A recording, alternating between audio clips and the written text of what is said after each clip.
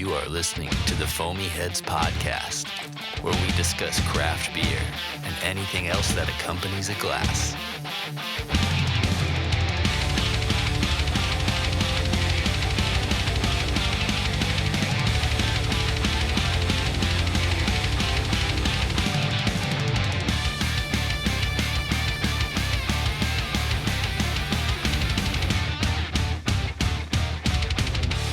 Welcome back to another episode of the Foamy Heads, where we discuss craft beer and anything that accompanies a glass. I'm your co-host, Rich, hanging out in Murfreesboro with Mitch, the other co-host. We're just chilling today. Whisky and Sticks, Northwest Broad Street in Murfreesboro, Murfreesboro's newest premium cigar lounge. Mitch, how you doing today, man?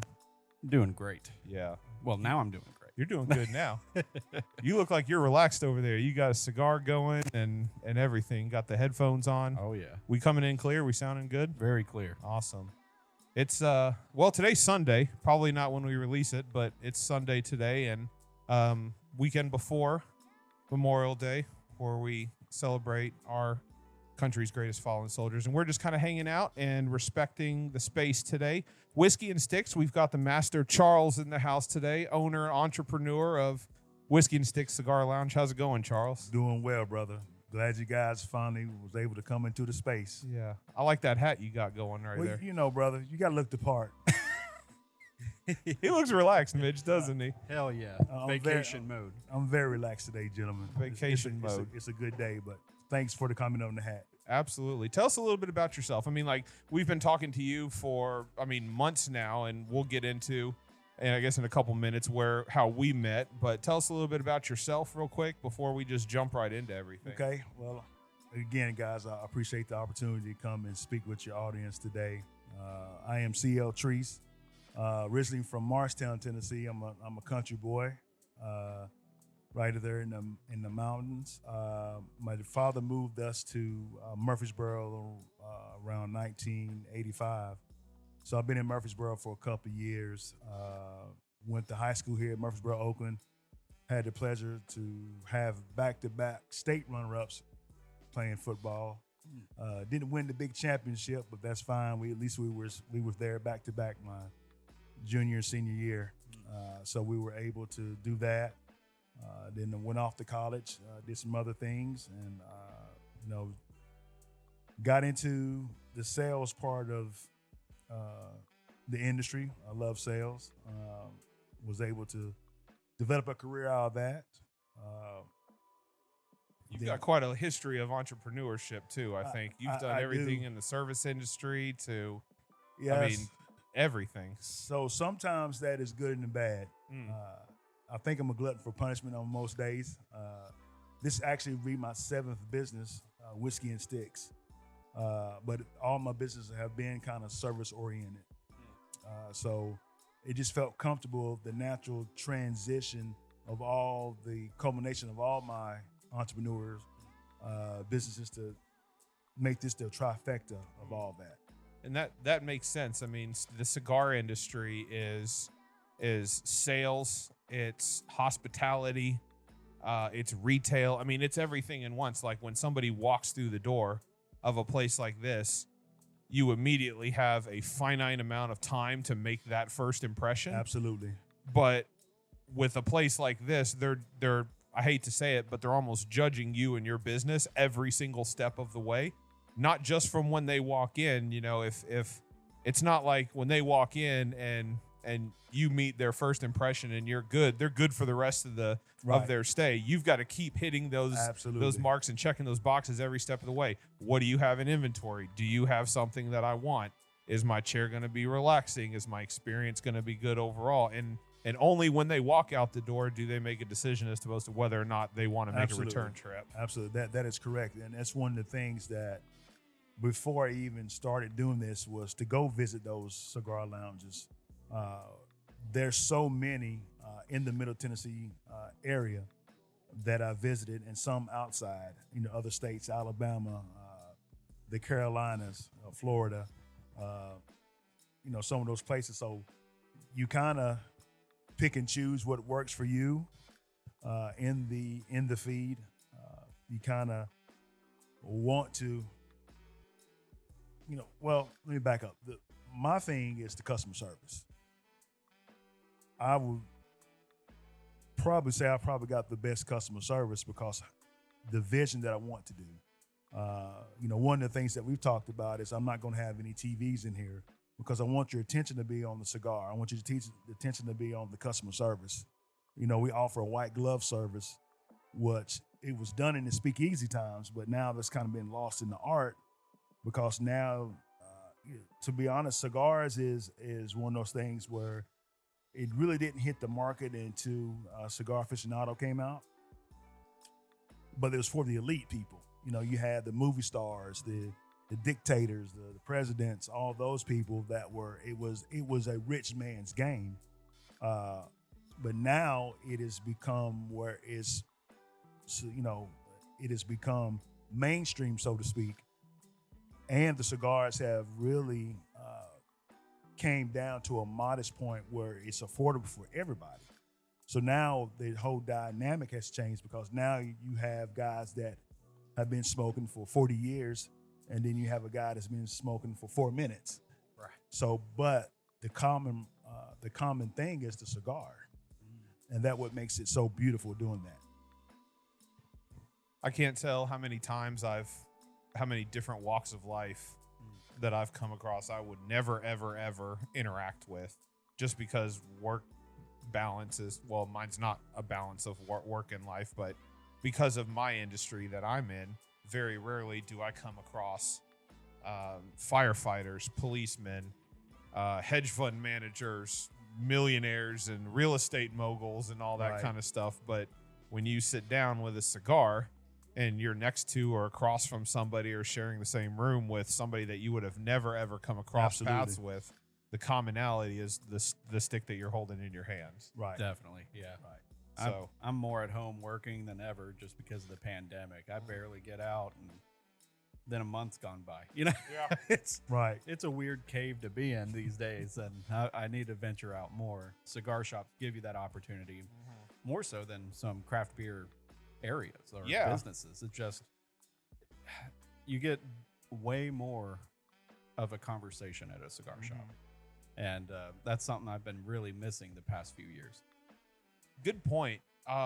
Craft beer is a unique industry in and of itself because you have people that come to a brewery or people that come to a tasting room or a bottle shop, and they all have one goal in mind, is to sit down and experience a beer that they've never had before, a new style that they haven't had before. Right. But they are there for beer and they're there for conversation about the beer. Cigar shops are different in a sense that, maybe my first take is, hey, I need to run up to Whiskey and Sticks, or I want to run up to Whiskey and Sticks tonight because I either need to refill my humidor or maybe I need to do something. But in reality, I'm not going up there to say, I'm going to go check out the new cigar. Maybe I am. Yeah. Maybe I'm going up there to see, what's new and something. But really, when I'm looking for a cigar, I'm just looking for whatever my mood is in the moment. I'm not going there with an objective other than to relax. And then from there, I meet people and then we have conversation. So the mindset of a cigar lounge is different Absolutely. than the craft beer industry. A little more relaxing. Yeah. Right. Well, one of the things that I can correlate the two with the breweries and the tobacco is that it's a process. So the process is the same. You have, whatever that, wheats and whatever that stuff is used, tobacco goes through the same process. So I look at it as even with the wine industry, the whiskey industry, all those kind of have a time frame that yields that specific taste that you're looking for. So in that aspect, it's very fascinating for that. But the process is still the same. Everything goes through steps. Yes. But I absolutely, my first love was beer. And now, you had several beers that were back in the early 90s, but you didn't have the craft beers that you have today. Right. And it's just blown up. Sure has. So now you have a lot of variations of. So basically, you have a taste for everything. Even if you want to make up a taste in your head, right? you have something that can kind of fit that narrative, for your taste buds. Definitely. So it's interesting. It's interesting. Yeah, I didn't expect Nashville to have grown so much in the craft beer scene. It's wild now these days. If you have a hankering for anything, you just got to go to one of the breweries and they've got it Absolutely. covered. Absolutely. I'm not thirsty for anything rare anymore like I used to. That distribution wise for craft beer. Now I'm still new to cigars. I know a few local people, mainly just one, I guess, Crowned Heads, and Rich kind of educates me throughout each experience at a cigar shop. Right. So I think you're the one that got me into cigars anyway too. So, I didn't know that. Yeah. Oh, okay. Yeah. I'd never known really, if you haven't been to a cigar shop before and no one's really brought you in, it's kind of like a who's here, what should I get, what would I like? You got a lot of questions going through your head. I think, yeah, that's a good point. And Charles, when we first came up here the first night, and we'll talk about in a second how we all met, but when we came up here to the shop, and it was in its infancy stages, Absolutely. You had just started the building, you had I don't think you had even demoed anything, everything was still in its original form. Right.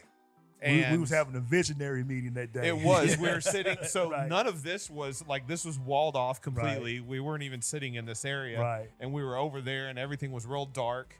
And you had mentioned, you were like, it's a good space to be in. It's right close to the square. There's all kinds of walks of life and businesses that work there. But you had mentioned that when somebody walks into this shop,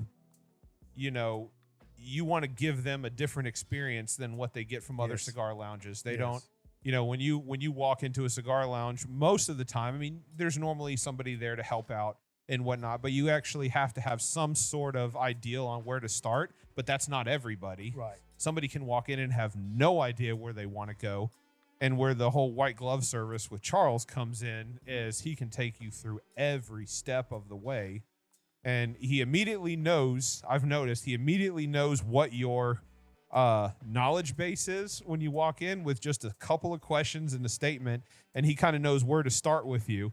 But immediately, if a junior walks in or somebody that's not familiar at all with some place like this, immediately how to get them started and start picking out something. They don't have to ask that question. Right. They don't have to feel embarrassed because you automatically know where to start with them. Right. And that's where the customer service comes in. I've been to several, cigar lounges where they just don't take the time to do that. And I understandably so. That's not their business model. They're in the industry to sell cigars. I understand that. But I wanted to flip that. Selling cigars is easy, but selling the experience and the customer service is what really prides us and sets us apart. And not asking those questions that make somebody feel inferior because you don't know who you can be talking to, an enthusiast, you can talk to a beginner. You still don't want to offend them, which you easily can do, but you ask the right questions, and they kind of tell you what leads you down. With us being, 80% boutique, is that we have to do a lot of comparison. So our knowledge has to be fairly accurate when we're comparing if someone wants to come in and wants a Placencia and, we don't carry that, or a Perdomo or, a Crown Head or anything like that, even to your Drew Estates, the sweet, you have to have something that's comparable too. You're not going to get exact on it, but if I can get 3 out of the 5 palette choices that you're looking, I think I'm done pretty good. So that's where that customer service comes in, and this mainly just listening first. Yeah, you gotta listen. Being able to get close, not exact. Absolutely. Yeah, absolutely. So let's talk about So we just cracked open a beer, and I want to have a discussion about how that pairs with what we're smoking, because I want to get into what we're smoking too. Yes. So we just cracked open I don't remember what year this is. I think this is it's a 2020. Goose Island Bourbon County brand stout. So this is a imperial stout aged in bourbon barrels. Absolutely. From I think going on 2 years old.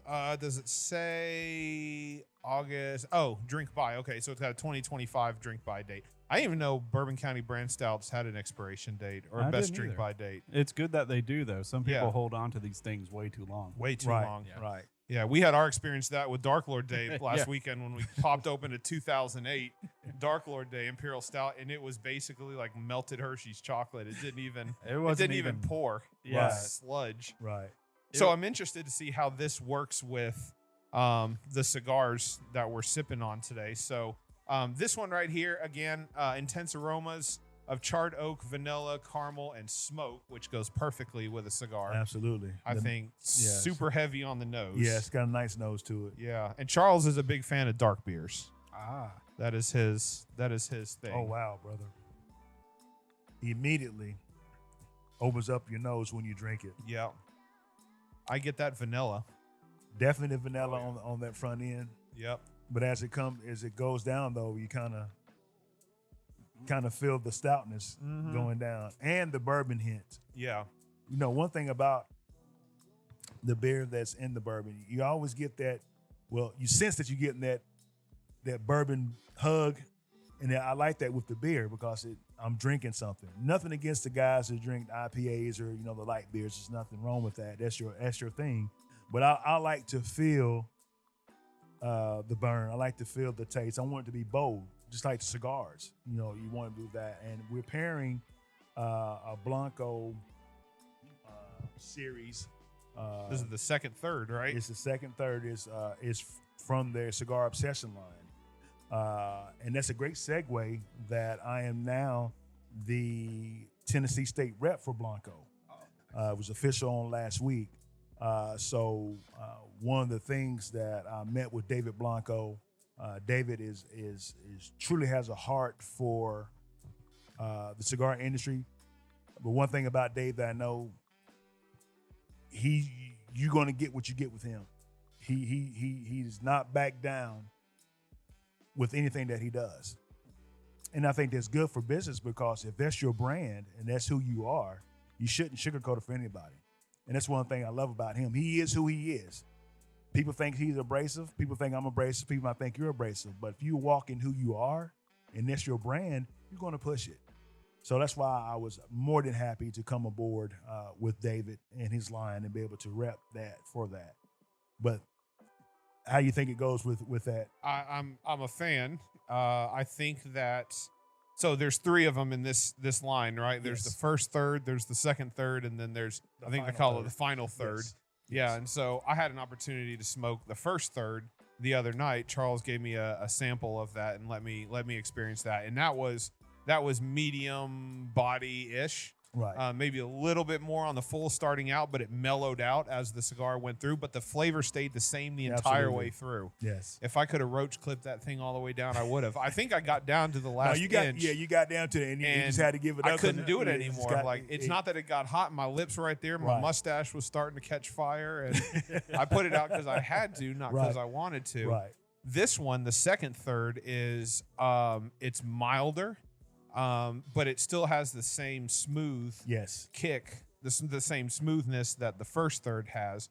But this one is definitely more mild than the first third. But that, I think, speaks to how a cigar burns, because when you start up a cigar immediately, you normally get, especially if your palate's not warmed up and ready, you get that kick in the face. It's either hot or it's peppery. Or something like that, and it takes a little while for you to get adjusted to that. Absolutely. And then once the cigar mellows out, then you're like, okay, now I'm able to kind of taste all the flavors that come with it. Right. This representing the second third is kind of like the second part of the cigar where everything has smoothed out, and now your palate's ready and you're able to just enjoy it. Right. So I very much like this cigar to go with this beer. It's almost an opposite. The Bourbon County brand stout gives you called it like that warm hug going down, right? Right. And then you immediately follow it up with something smooth and mild. It balances things out in a sense that, not that they're very similar, but you're on the opposite ends of the seesaw. One is really, really strong. The other one's really mild, and it just kind of evens itself out. Right. Now we have to mention too that Matty, he is smoking the Luge Morpheus No. 4 box press. That's right. Mitch has a different cigar than we do. His got the Luge. It's Luge. L-U-J. L-U-J. Anniversary No. 4. Yes. How's that one tasting, Mitch? Good. It's kind of peppery. Got a little bit of a peppery note to it, and that that beer is really kind of overpowering a little bit, but I'm only just beginning on this. So I know flavor usually starts really setting in the further down I get, right? So I'm really looking forward to seeing how this goes with a warmed up Bourbon County Stout. So that way both have their big flavors going on. Right. And just to mention too, I have to give a good shout out to Luge Cigars. They're the group that's here, Joanne and Art, they're fabulous people. They believed in my vision, as well as Blanco. Both those guys have kind of helped me along the way, and they are salt of the earth people, and they have a great product. So a quick story about the owner, Luge. He passed away in March 2020, but Joanne Art, they wanted to keep his name alive, so they actually took it upon themselves to invest in the brand and be able to bring that brand to Tennessee. And I'm, every time I call them, they're Johnny on the spot. If I need something, they'll come and they'll do it. They've restocked everything, so I'm going to keep them around because that box press is really one of my best sellers right now. I love the box press. I'm getting coffee notes on it now. Yes. It's nice. Coffee notes? Is that Yeah, what you said? yeah. Nice. Right. Well, here's the thing. I love the cigar industry and in the industry because guess what? It's up to your interpretation what you taste. And we can actually fool ourselves sometimes because now when we go and smoke that, we're going to swear we taste coffee notes. But that's the power of the senses, right? But you get that, and that brings out. And one thing I like about this particular beer is just like the bourbon or anything else that we've been drinking, it doesn't go away with the smoke. So you actually, when you blow that smoke out, it's literally cleansing your palate. But I love when I'm tasting that second draw or third draw, still have that on my tongue. It just blends all that together. That's a good point. And you brought up something interesting just a second ago about, oh, my mind literally just went blank right now. Backtracking a little bit, talking about box press cigars. God damn it, it's gone now. Oh, it'll come back. Oh, I had a good thought to bring up The too. beer just started. Oh, yeah. I haven't even drank that much beer, and it's already affecting me today. Right. No, I remember now. That's why I like to shy away from the top 25 cigar aficionados of the year. Like I respect the professional reviews and advice, but two things that stuck out to me as I was working at various cigar shops, either in Hendersonville or Mount Juliet, was that one, whenever I read what they put in the description, I always in my mind had to try hard to try to find that, and I subconsciously thought I was tasting it when I really wasn't. And then number two, I feel like a lot of those professional writers, especially in Cigar Aficionado, are told what the cigar is supposed to taste like, so they just regurgitate that onto the text. The rep says, oh, it's supposed to taste this with notes of this and notes of that. And 70% of the time, I'll smoke the cigar, their number 2 cigar of the year or whatever, and it'll cost me $25, and I'll go, I didn't get half of what they said I was supposed to taste. And, oh, by the way, this Luge cigar is twice as good and it's half the price. Absolutely. Or this Blanco cigar is $10 or $12 and it's half the price. And I had no recollection of what I was supposed to experience. Charles didn't give me anything to go on when I smoked them that day. He just asked me immediately, what do you taste? I kind of didn't know what to say. So I had to go back and pull out of my mind what I tasted. And he's like, okay. And I never knew if I was wrong or right, but I guess it doesn't matter because it's what I taste, not what I'm supposed to. And we had this discussion before is what you have eaten or drinking during that day, actually, it changes the flavor on that. So you can say that you taste all that stuff, but whatever you had before, you could have had a steak, you could have had fish, you could have had turkey, you could have drank wine, water, soda. So all those things, if you don't clean your palate, I tell people, if you really want to get the true taste of anything, drink some water, get some ginger, something like that, something to really clean your palate out. And then you can experience what that really is. But who has time to drink a water when they come into cigar lounge? You know, no one's really coming in and saying, "Oh, I want to taste earthy notes and leather today." Right. You know, I've never heard anybody say that, but depending on your palate, you might taste that. True. But also that affects. And another thing too is that I've seen a lot of people, well, this cigar is terrible. It comes back to where you had before. What was you doing before that? And sometimes it's good to ask, okay, what did you have today? What's the last thing you eat or drink?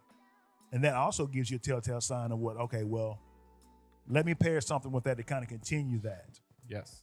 So you have to have just, like I say, you don't have to have hit everything. Yeah. But just get in the ballpark. Yeah, the last cigar shop I went to, just working remotely, just to have something while I work away for my day, there was a few patrons in there who they tried a new cigar from whoever was taking care of them. And then they immediately just kind of in 5 to 10 minutes, maybe 15, they gave it a chance, but they just did not like it. Right. But none of those questions were asked. Right. So it was just, who knows what they had. They may have had a cigarette before coming in, Absolutely. So I don't know exactly what that does, switching back and forth from the two, but I'm curious. That coffee note that I'm tasting, it may be from partially this stout as well. And there's a roastiness that's really present now after taking a few sips of this Bourbon County stout while smoking on this. So I don't know. It's really enjoyable right now. It could be the cigar or it could be the beer. Together, it's golden, man. Yeah. Now that cigar press is it packs a little punch too as well. So I mean you're gonna, and that's why I wanted you to try that. Because it is actually, it's very good. And I'm not just saying because I'm carrying it. I was a fan of it even before I pulled it out, in my humidor. So it is very good. Box presses are interesting because you get to push down when you watch them put the cigars into the molds, and then they put the wooden block on top of it, and then they just crank this thing down on top of it. At least that's what it was when I was visiting the Rocky Patel factories in Honduras. But you're pressing it down, literally box press, and that it takes those oils from the wrapper on the outside and it pushes them underneath into the binder, and it takes that flavor and it pushes it inside to the cigar. Whereas, in a regular cigar, just like box press, your wrapper can attribute anything from 20% to 80% of the flavor, depending on ring gauge thickness and all that kind of stuff. But when you're smoking a box press, it takes all those oils from the outside of the wrapper and pushes them inside, and it gives you a whole different experience. And they're comfortable to smoke. Oh, yeah. This V-cut was definitely the right decision, by the way. Thank you. Nice. This is awesome.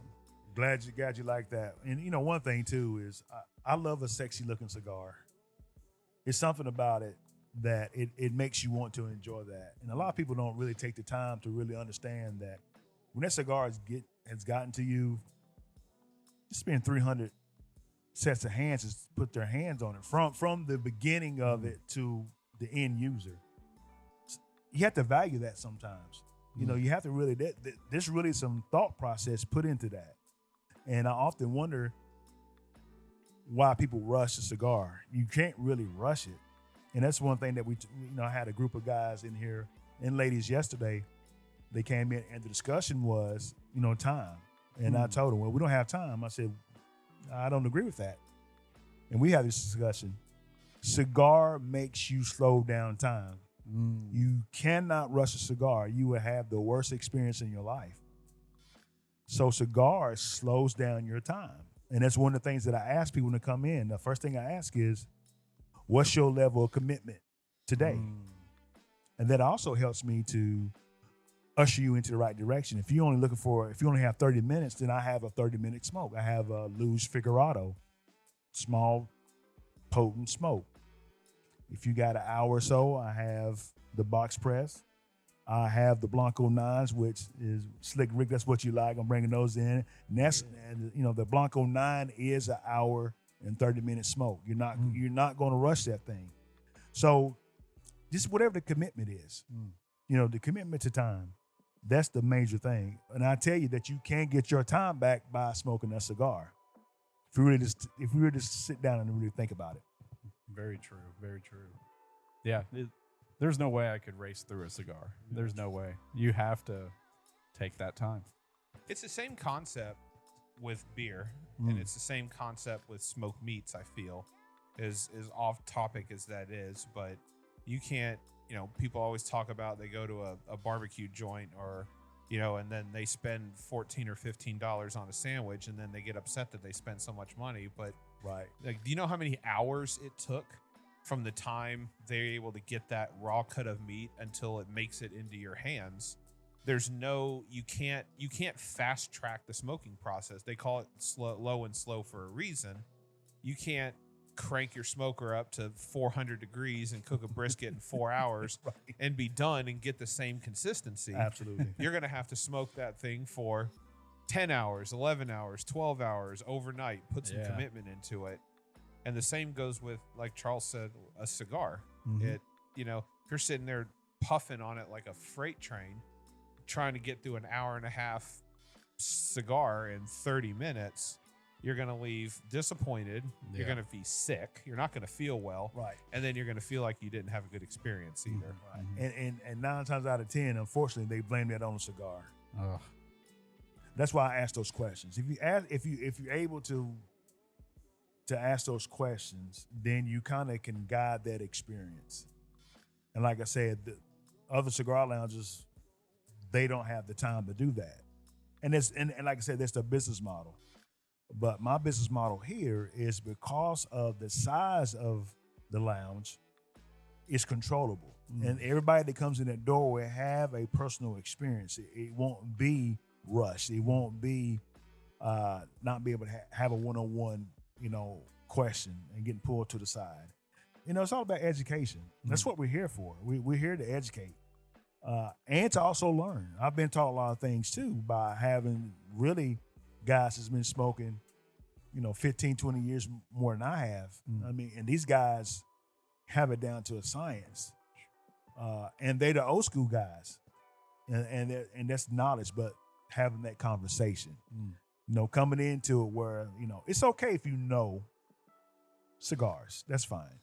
But in this setting, no one really cares about that. Really? Everybody's coming here to enjoy the ambiance, to enjoy what has to offer. And also, we're the first one in Murfreesboro. Cigar lounge just like this. Now, there are some coming. I've been talking to some other guys that are coming into the space. Murfreesboro is big enough for that. Yeah. And I welcome that, because everybody has a unique difference. And I don't see anything as competition. The only competition is me when I get up in the morning and debating if I'm going to come get in here at 9 o'clock or I'm going to get in here at 10 o'clock to open up the doors, really. So it's never competition. And for you out there to think that it's competition in the cigar lounge industry, there's not. There's really not, because everybody has a different type of aspect to their vision. And that's why those guys that are starting here, shout out to Tim, the Vault Cigar Lounge, him and his partner, they are some of my best friends, and we're working together. I want those guys to be successful because that's needed. Yeah. And to also give honor and respect to Mike at the Humidor. He has set the tone and is making everybody step up to do that. He's he's been the man, and he deserves that respect going forward. However, there's enough room for everybody, and I welcome that. I welcome his clients to go up there and buy a cigar and come and enjoy a space here to smoke with me. There's nothing wrong with that. And if it was competition, I wouldn't even consider that. But no, I have a beautiful space here, and we talked. It's set up pretty nice, and the investment was made in here for people to come in and have an enjoying experience, for that. And it's a different line of business. I mean, it's a different business model looking at the Humidor versus looking at Whiskey and Sticks. It's two. I mean, walk into the Humidor and it's you're walking in and you're encompassed and you're surrounded by the cigars. You're almost walking literally into the Humidor. You're grabbing your sticks. Some people sit outside.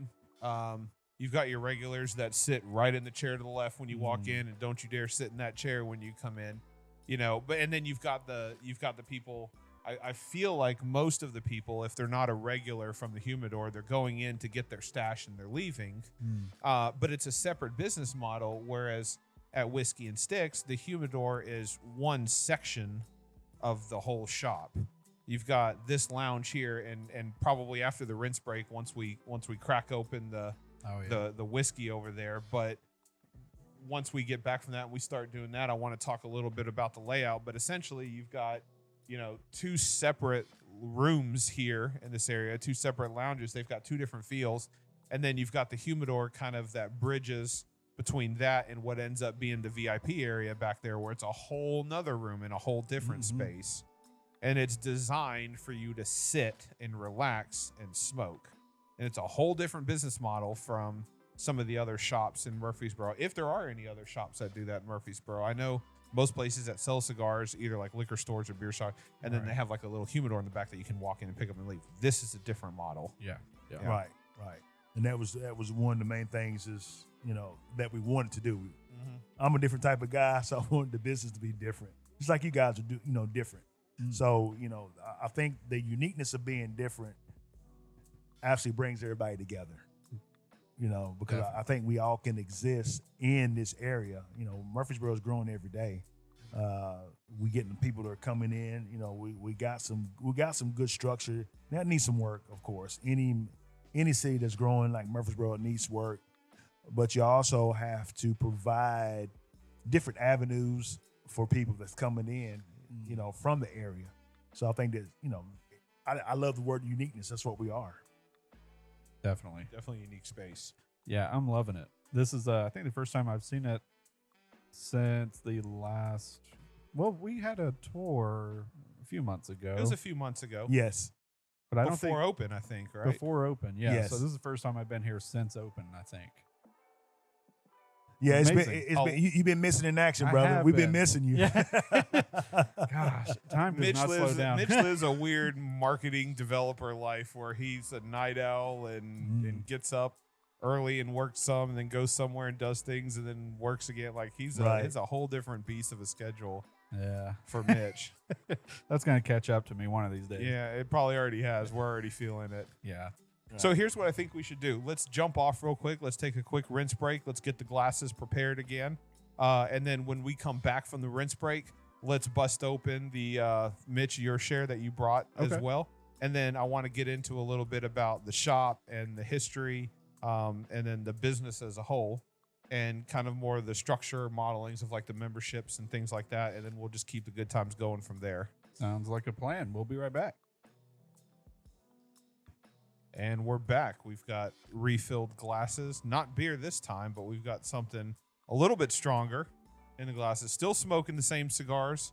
Still got the luge box press with Mitch over there and the second thirds that I'm smoking over here.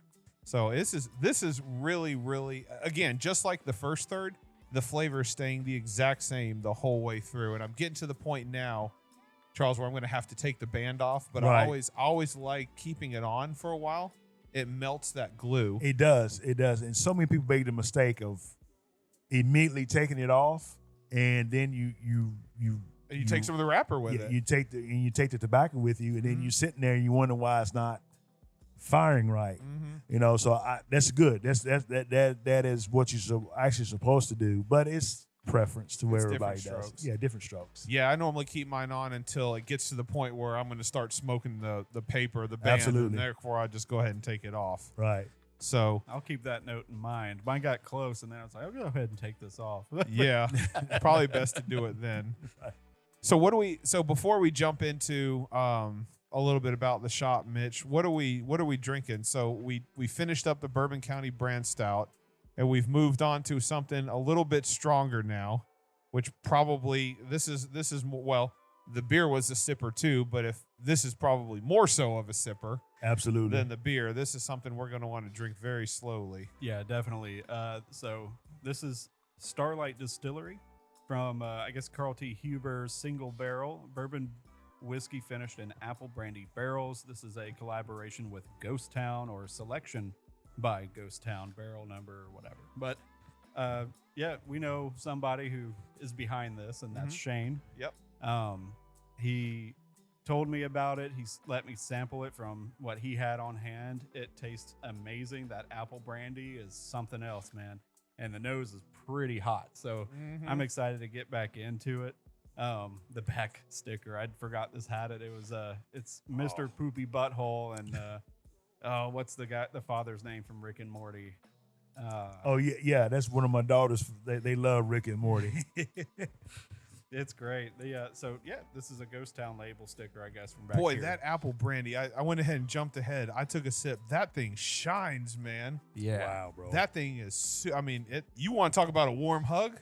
Now that has a hug, Doc. All the way down. That has a hug from the teeth down to your toes. Ooh. My tongue's burning a little bit from that too. But That's this and the cigar. But you know what? When I drank this and then I took a pull of cigar, it quietened it down on the taste buds. Very nice. Yeah, it sure did. That's a really good combination. Oh, that is delicious. Oh man. Mitch, does it have the proof on it or the ABV? Because this is 112 proof. okay. 60%. Yes. 55% alcohol by volume. Yeah, this is nice, brother. Yeah. Aged 5 years. Yeah. 5 years. Yeah. I'm trying to determine if I would continue drinking this neat or if I were to maybe cut it with a little bit of an ice cube or something like that, because I don't want to diminish the flavor from this thing. Right. I almost want to keep it as neat as I can, but it is very strong, but at the same time very enjoyable. Yeah, I might cut it with some water just to see what happens here in a bit. It probably open it up a little bit when you throw little drops of water in there. Yeah. But it's nice. Now that right there, as we say in the Southern Baptist Church, that'll preach right there. That's good. That's nice. That's preach. really nice. So let's get a little bit into kind of how this whole thing came together. Okay. Mitch and I were at the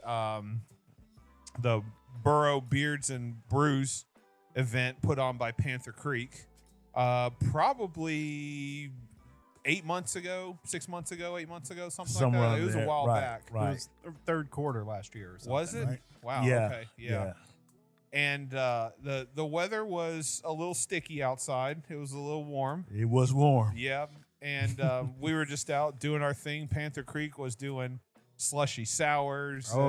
Always doing what they do best, just putting out good beer. They had food trucks. They had Canafam there. I mean, just a whole bunch of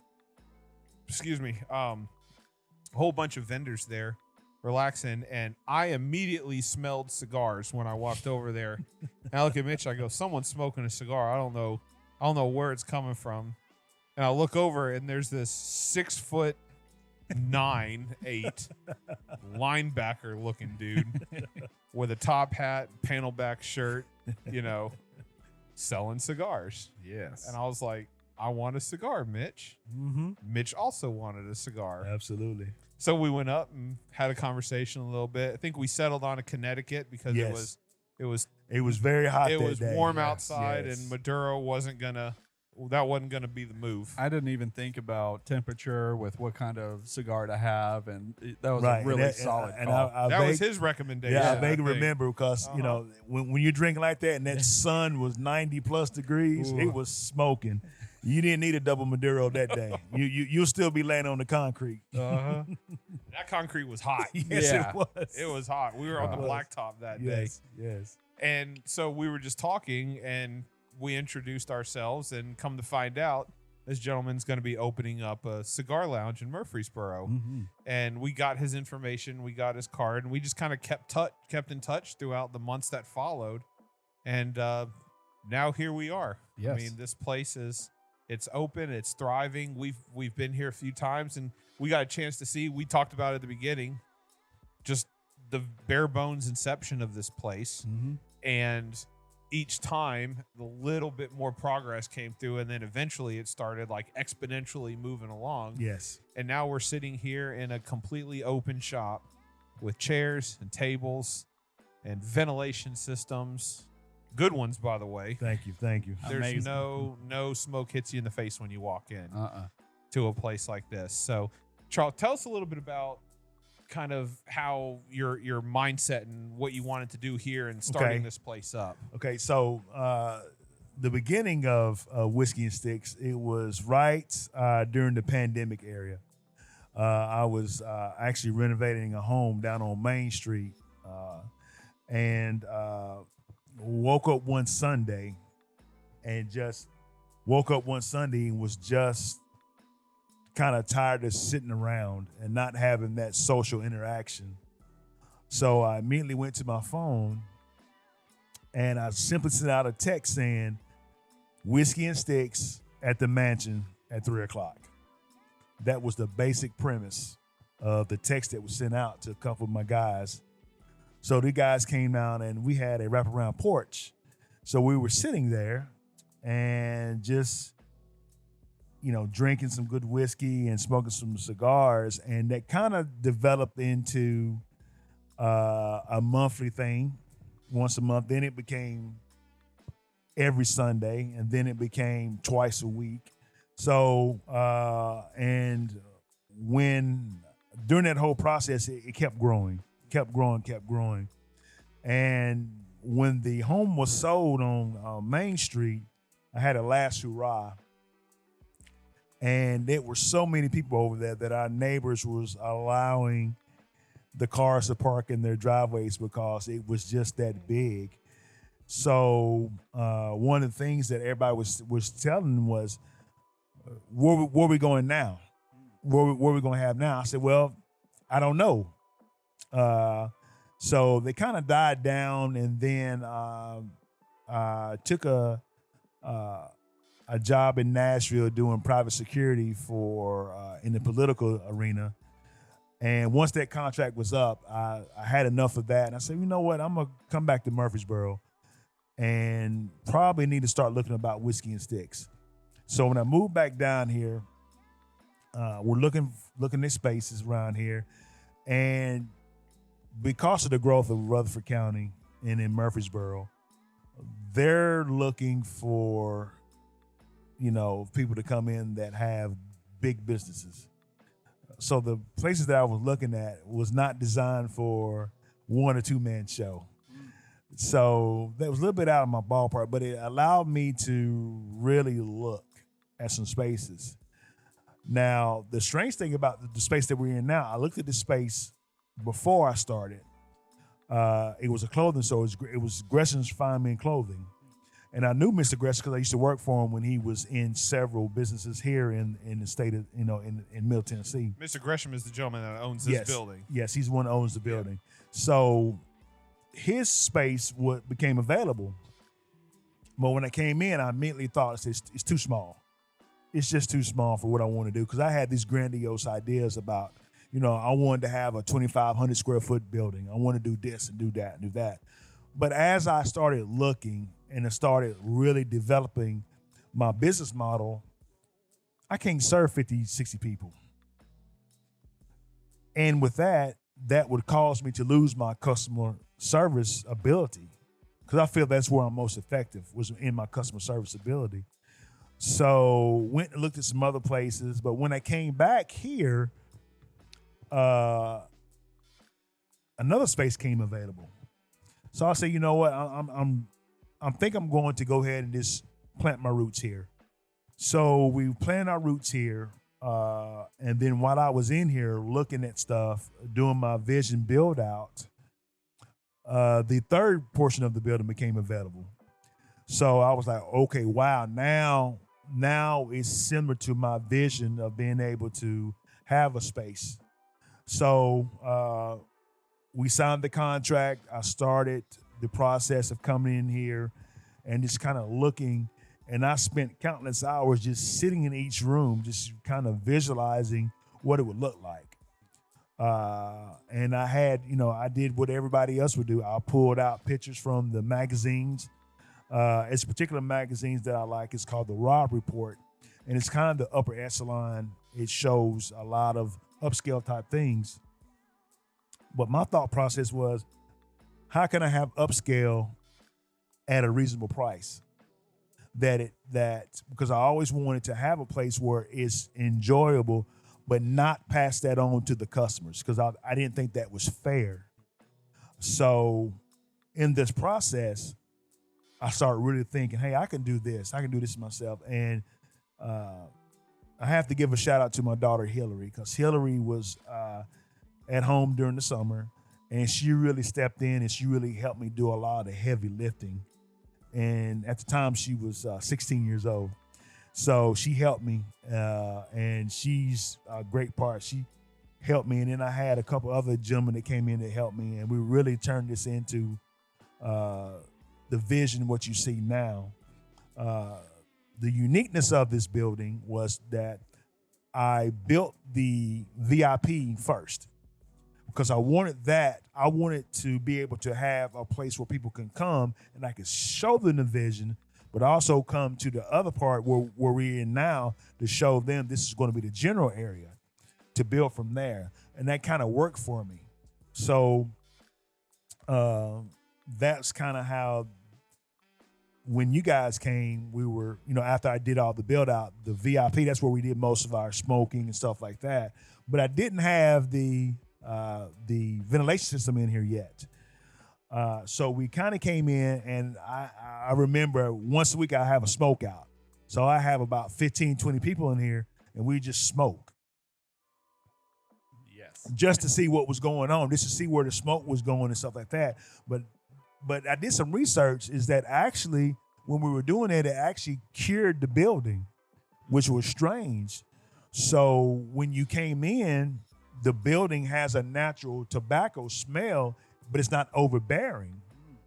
So I was like, okay, because when everybody comes in here, the first thing they say, this is not a cigar lounge. I said, well, why do you ask? It doesn't smell like it. It's not smoky. It's not smoky. Huh. So, we was kind of doing some things like that, and it kind of worked to our advantage. And then we came in and we did a lot of stuff to kind of get it where we were. So fast forward to when we finally got this side open, I started inviting people to come over and just see the vision. I didn't have any colors or anything on the wall yet because that was still something that we was trying to, mend together. But I wanted to see in its bare form what would be the reaction of people that came in here. So just with the bare minimum of nothing being done, people say, oh man, okay, we can see where you're going with this. So we started adding color splotches and doing things like that. So that business model, as it was growing and building, I started adding other things to it. But the plan changed probably 15 to 20 times because I wanted to make sure it was the right thing to do that. But I also understood that sometimes you have to get out your own way and let other people say, hey, you're okay. This is fine where we're at right here. So I started listening to members, because I was selling membership at the time. So my members were able to come in during that time and have a place to smoke. That's why I had the VIP ready for them, because I knew I wanted to go ahead and start selling memberships.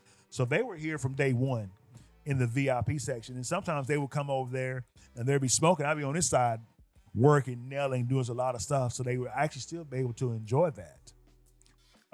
So that was really, it made me feel very well, because I knew I was on to something, especially with the customer service. And like I said, I think I'm a customer service, then I'm a cigar lounge, to be honest with you. Because that was one of the things that when I was doing my, looking at all these other places in Nashville, like we discussed before, other states, they didn't really have a customer service component. They really didn't take the time to really talk to these people. I said, well, you know what? I'm glad in my space, because I only have 1,100 square foot. But when you walk in here, you wouldn't think that because of how it's set up. We got some very good space. Yeah, and it's distinct rooms too. Yes. The VIP room in the back, Mitch, looks and feels different than the area out here where we're sitting. All of them feel inviting and cozy and welcome. Yeah. It's two distinct vibes when you go into the room in the back. Right. That's separated by that small hallway where you have the posi station and the lockers. Yes. Right. And then your humidor. Yes. And then when you make your way from there through that hallway into the common space that's out here, it's it's got a brick wall, a brick accent wall, and then it's almost like a medium blue paint around, black ceilings, hardwood floors in one area, and then concrete with a nice rug in the other area. Yes. So you're really getting 3 separate vibes in one building. Right. So it just depends on where you want to sit. Right. And it wasn't planned for that, but once we got everything in here, it kind of made sense to do that because you want, people are very visual, right? So when they come in, and I purposely wanted to close the door as you go into the VIP because I wanted people to kind of come in here first just to get the reaction. And most people that come in here, they see the chairs like, oh man, this is nothing over here. But when I take them over to the VIP, it pops, it makes sense. And with me being in sales all my life, you always want to maintain people's expression. So when you come in, so lower expression on this side, but when they go over there, they're like, oh, wow. It's just a shock value. Yeah. And that's what I want to do. I want to have that shock value. But with that comes a cost to come to the VIP section. And I felt that I needed a separation. Not because, it's not about being better than anybody else, but we always striving in life to do better. So I wanted people to come in here and say, hey, you know what? Here's the price list for me to go over to the VIP. The VIP is nice with access and things like that. So I kind of I want to be able to take care of everybody. Right. If you didn't want to pay that price, I still had a general area for you to come and still enjoy the audience. Now this is nice over here. It's very nice. Very nice. It is. So, but that is just a little bit step up nicer. But that's what the vision was, to be able to do that. Yeah. Man, I'm loving the space. I really enjoy the blue. I feel like the room is larger than the first time we saw it, for sure. Absolutely. It feels great in here. Absolutely. I know some places I get a little too warm, but here I've been feeling cool. The ventilation is keeping it clear. I mean, those are 2 big sale points for me, and I would be back. Absolutely. So one of the things in talking to all the owners through this journey, your big expense is the ventilation. And I've been to several places where the ventilation is not good, but that's their business model. Right. They're not there for you to sit down. Yeah. They're there for you to sell cigars. And I get that. Yeah. But I wanted to have the best of both worlds. So I did some extensive research on this, and I have to give another shout out to Parker's Heating and Cooling, which is right around the corner from me. Bo there. Bo is phenomenal. I have to give a shout out to him. He walked me through the process. It was a learning process for him too, because he's never done this, and that's the reason why I went with him, because I love dealing with people who've never done anything before, because it allows them to think outside the box. And that's what I needed. I needed somebody who can think outside the box to do some things, because at the end of the day, we all should be able to think outside the box and not be constrained to what people say that we can or cannot do. Right. But they came in and he saw the vision and helped me. But that was one of the biggest expenses, is in ventilation, and then the inventory is the second. And that was that was the thing that was consistent as I was talking to these other business owners, is ventilation so they can smoke, inventory so they can have a variety to do that. Working through that, and I'm learning every day about. I thought I knew a lot of things about cigars on the customer side, consumer side, but on this side of it is totally different, because I'm realizing that what I like, you don't like. So I'm not going to invest in what I like because you might not like it. And you also have to listen to your customers as well. One thing about Richard is like, you got to get some Blanco 9s in there, Blanco 9s, and it's coming. So, you have to listen. You have to listen to your customer base. But everybody that's come in here has been very accommodating, and they also like to try different things. And that's a beautiful thing. There's over 2,000 different types of cigars in the boutique industry. Wow. So, they're popping up all the time. Huh. So it makes it interesting that you can quite naturally come in here and not even heard of it. Yeah. But once you smoke it, you're going to say, hey, it's not bad. Mm-hmm. That's exactly what I did with the Blancos. Is it was a cigar I had never heard of before. Right. And actually, I think the first time Mitch and I came in and sat down with you, and it was a dark room with a fan and a couple of lights, right. you know, and you sent us home with a couple of Blancos. Yes. And I kept mine in my humidor for a couple of months, 3 months maybe. And then finally it was one of those days where it's been a rough day. I was going outside. I didn't really care what it was I was going to smoke. So I opened up my humidor, and just sitting on top was the Blanco 9. Oh, yeah. And I grabbed it. I lit it up. I was outside. I was drinking. It was a drink that didn't even pair with a cigar. I think it was a whiskey sour. I was talking to David Blanco about that. Right. And he was like, "Why are we drinking a whiskey sour with a cigar?" It was what I needed that day. And I fell in love with the cigar. And Charles is right. I'll sit there when you get the number 9s, because I want to stock up on those.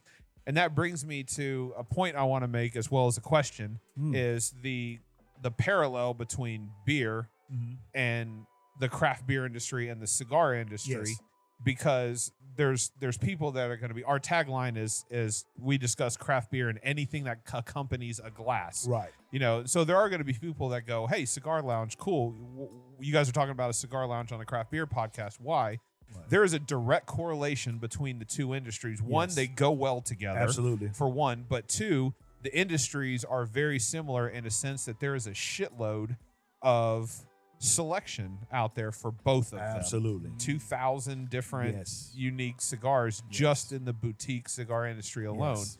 So my question is, with all of that you have available to you at your disposal, what's the plan for carrying, and what do you want to carry here at Whisky and Sticks? So that's a great question. One of the things that, because I consider myself an underdog, I am looking for a boutique cigar that first have not ever been in Tennessee, and they're looking to break into the market.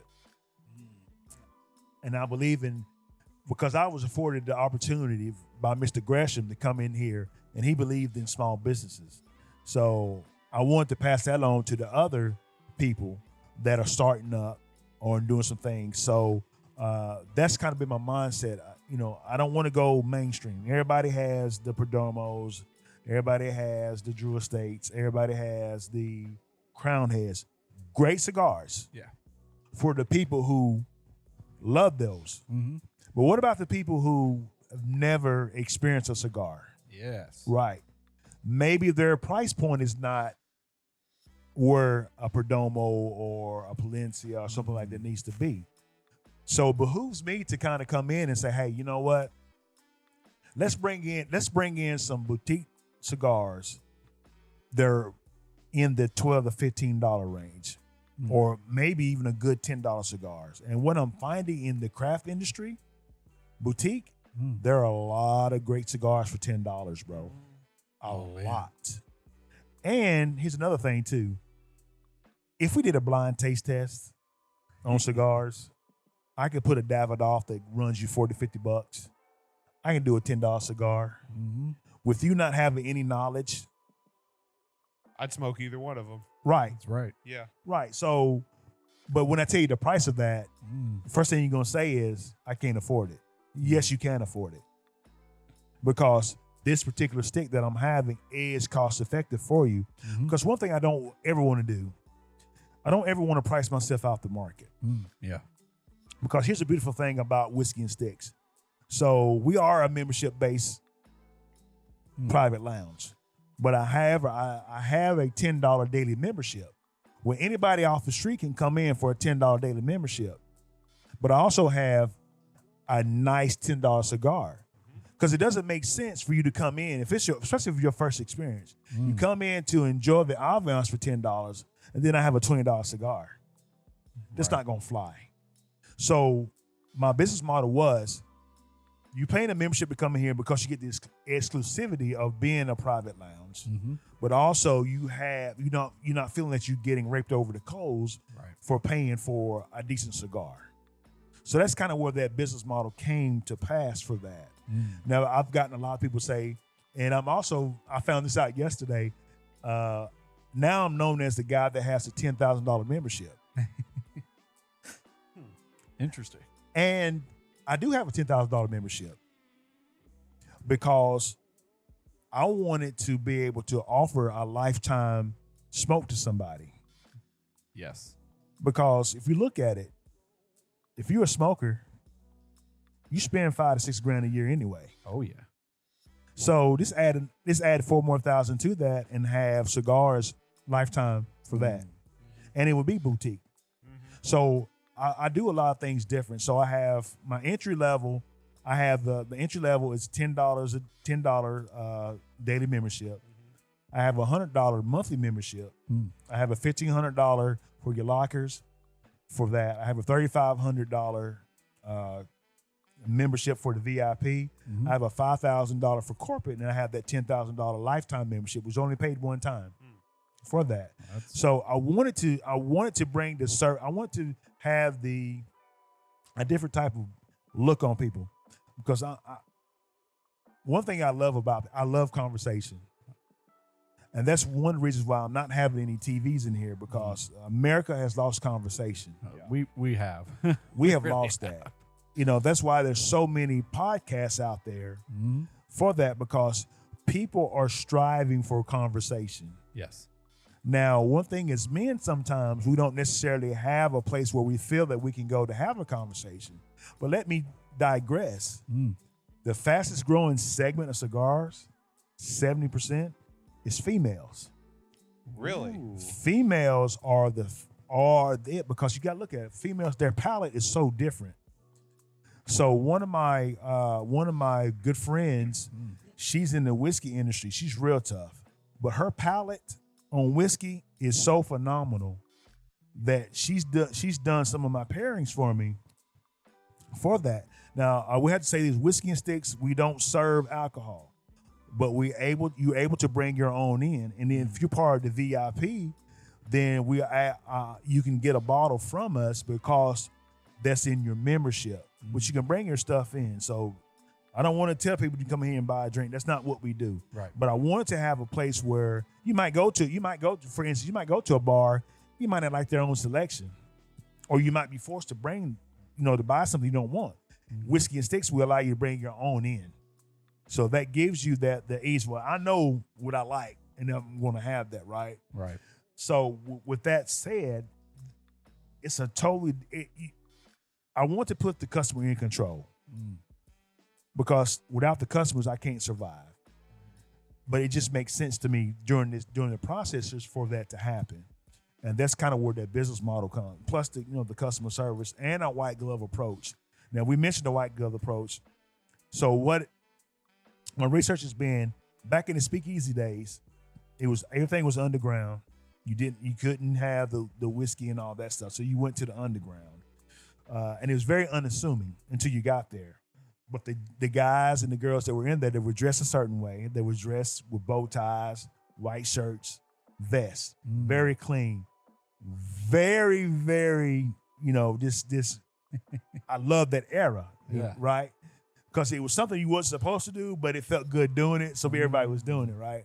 So they had this white glove experience, and basically what I do is I'm able to cut and light your cigar. No one does that anymore. I put the gloves on because I want you to have, now it doesn't happen all the time. It's your first time experience, right? Right. But I want you to have that first time experience because you'll never forget that. We'll cut, we'll roast, and then we'll light your cigar for you. Who's doing that? Nobody. I researched it. Unless they're doing it now, nobody's doing that. So that's part of that customer service, because at the end of the day, we're in the customer service. If you go to your Walmarts, they got this self-checkout stuff. Right. It's freaking bananas. Yeah. Yeah. You're spending your money. So why not give the extra level of experience for that to happen? And I value anybody. If you spend $10, to me, you're spending $1 million to me, because you could go anywhere else. I really appreciate that. And please don't get it. I appreciate anything. But here's another thing. I don't have any expectations either. Because if I put expectation, it becomes a number game, and then I'm going to start worrying about I need this many people to come in to buy. don't do that. Because I know at the level of experience that you're getting right here in Whiskey and Sticks, you're going to come back. Yeah. I haven't done a lot of advertisement. I don't need to because it's not for everyone. And I realize that too. It's not for everyone. But for the people who want to experience that, you will never forget it. Yes. And that's kind of where that's kind of that whole, at the end of the day, that's what we're looking at. I love it, man. That's Whiskey and Sticks, man. Yes. In a nutshell. I learned how to do a V-cut on a box press cigar, all thanks to you. That was your recommendation. Yes. Yeah. You know, and there's certain, you know, and I had to learn it myself. And I'm just passing the knowledge that was given to me. You know, some people, if you want to do it the proper way, there's always a proper way to do things. But if you're not proper, it doesn't make sense to you, right? Right. So you're a proper guy. At times. So basically, you're a proper guy, bro. Yeah, you're good. You're good. Now, Rich, my nickname is, I call him Slick Rick. Slick Rick. Slick Rick is I think we kindred spirits, for real. You know, I gravitate to anybody that puts family first, but also that enjoys a great cigar and great drinks, no matter what. And he was willing to experiment outside the box. That's basically what we want to do. Yeah. You know, come in here and have a different experience. You know, don't come in here expecting the same old. Come in here with a little bit of pep in your step. You know, I would match your energy any way you come in here. Negative or positive. I'm still going to welcome you in here. But I promise you when you leave, I might be a SOB, but you're going to have that experience, you know, when you come in here. And that's what makes it great. You know, and that's one thing I love about this industry. And we've always come back to this. It doesn't matter color. It doesn't matter your economic background, your education. A cigar lounge is the new couch. It's a new philosophy. Yes. It's a new therapy for guys and females. Yeah. Because now it's open up to everybody. So that's why I'm glad I'm able to at least have something to offer, and then also to grow. You know, to be able to grow and do that. So that's basically what Whiskey and Sticks is. Cigars and equalizer. All walks of life. Yep. What's next for Whiskey and Sticks? Moving into the closing area here. What do you? I know you're doing. I mean, you've got bourbon clubs and tastings and things like that, and even off the mics, we were talking about possibly bringing a potential beer. Yes, beer's the only thing that beer's my first love. So I would love to have, you know, to start a beer share here, because there's a lot of good cigars that go with beer. Yeah. So what you're saying is just expanding the brand in a way that is controllable and sustainable, with 80% of that being customer service. I'm going to be here for a while because this is my business, and like I said, this is my 7th business that I'm currently engaged with. But every business that I've ever been with has always been customer service. Without the customers, we're just a building, right? So I want to be able to make the investment in the community, and I see this just as a start. I see us branding and going into other states. I've already been approached by doing something in other states based on the philosophy that we have here. So that's an opportunity right there. I definitely want to get into the mobile aspect of it. Because originally that was my first thought, was to have a mobile cigar lounge, because I just simply couldn't find a place that was economical for me to make it fit. So that's another component. But also bring people to the table that have brands that could not get into these other places because they're just not well known. Just being a springboard and a talk piece for these other boutique brands that are just now starting up. That's the goal, because the old saying is, all tides raises all ships. I can bring a lot of ships to the table. I just want to be the tide that brings everybody here. And that's a philosophy. What do you think, Mitch? No, that was beautiful. I'm opening up my sales now. Yeah. It's great, man. The cigars are great. The drinks are great. The atmosphere is great.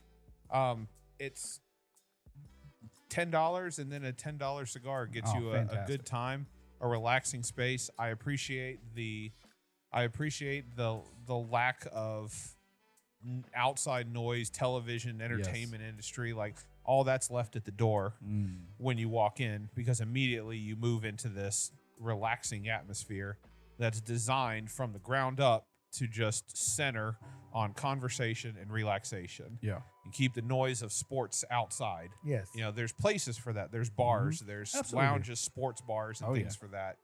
And that's not the feel that is trying to be perceived here today. Absolutely. Absolutely. And the one thing that, and I correct a lot of people as well, you know, I'm not a bar. I'm not a shop. I am a lounge. Because, you know, if you look, there's different descriptions of what that looks like. You know, and I correct people because I want you to be able to tell the story right. Because once you leave here, you're going to tell somebody about the experience. Yep. And it needs to be told correctly. Right? So that's why I'm pushing that. We are a lounge, and we are a conversational lounge. Now, I've had some of my good friends saying, you know, you need to bring a TV in here. That's not what I want to do. Yeah. Distraction is distraction. We got enough distractions in the world anyway. You know, we're on our phones. We got constantly the media in the air and stuff like that. But I want you to come in here and kind of just decompress in here. And one thing about this, I want to let everybody know, this is Switzerland here. We're all neutral. You can fight before you come in the door. When you come in the door, it's like the Continental and John Wick. When you come in here, hey, we're going to have a great cigar. We're going to drink what you drink. We're going to share. We're going to have a good time. And once we get out in the world, either we're going to be better for it or we still going to fight. I love that you call this place the Continental. The Continental, bro. This is when everybody comes inside, there's a set of rules to follow. That's right. And you're not allowed to do certain things. That's right. Everybody's an equal person inside. Right. Once you step outside those doors, war can right. ensue and That's can right. continue on. That's right. And that's the best way. And I love the John Wick movies because the structure. Yes. When you go into the Continental, did you ever see any TVs? Nope. Everybody was in there having a meal, having a good drink, and having a conversation. Being civil. That's what needs to be brought back. And it can all be done by just having a place where you promote that. Yes. That's what it's about. Final thoughts, Mitch. Man, I want to finish my cigar. I want to drink the rest of this whiskey. I think it's time for less distractions. Yes. I agree. It's been a pleasure, Charles. Hey, brother. Like I said, Doc, it's been a long time coming. And for the first time I met you guys, I told you that I would do everything in my power to help you guys. And anything that I can do personally or anything Whisky Sticks can do, I'm game, brother, because I think this is much needed. And I think we can definitely help each other grow. Help each other. Bring everybody up at the same time. Whisky and Sticks, Murfreesboro, 630 Northwest Broad Street. Starting out, maybe expansions in the future, but for right now, that's the address to be at. That's right. That's right. Yep. We're gonna plug socials, Instagram, Facebooks, all that. You post daily. Yes. On Facebook. Cigar O'Clock. What are you smoking? He's always engaging his followers, saying, what are you smoking right now? Post pictures, comment on what you're smoking. So we're gonna plug all those. But whiskyandsticks.com, 630 Northwest Broad Street. It's been a pleasure, Charles. We appreciate it, sir. We're going to sit here for a little while, Mitch, and at least finish the cigar. Oh, yeah. Right. And then, plug. Does he want to plug anything before we're done? I always forget that part. Every single time. That's fine. One of the things that I want to do is just, our tagline is sit, smoke, stay, and savor. That sums it up what we want to do. We want you to come in. We want you to just have an enjoyable time. At least experience it once. That's all I want. If you experience it once, I promise you'll come back. Sounds great, Mitch. Well, you know where we're at. Yep.